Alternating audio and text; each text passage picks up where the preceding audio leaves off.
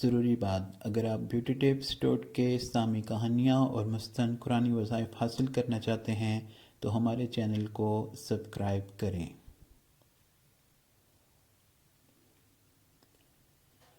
چاول اور دودھ کا کلینزر۔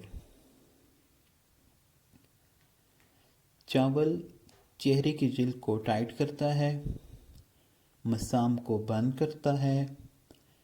اس میں وٹامن ای کی وافر مقدار موجود ہوتی ہے جو سکن کو ایکسفولیٹ کرتی ہے، جبکہ دودھ قدرتی نکھار فراہم کرتا ہے۔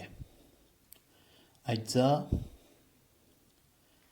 1/4 کپ چاول کا آٹا، 2 سے 3 چمچ دودھ۔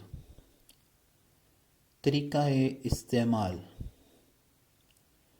چاول کے آٹے کو دودھ میں ملا کر رکھیں، پھر اس پیسٹ کو چہرے پر لگا لیں۔ کچھ دیر مساج کرنے کے بعد لگا کر چھوڑ دیں، پھر چہرہ نیم گرم پانی سے دھو لیں اور کوئی ٹونر یا لوشن لگا لیں۔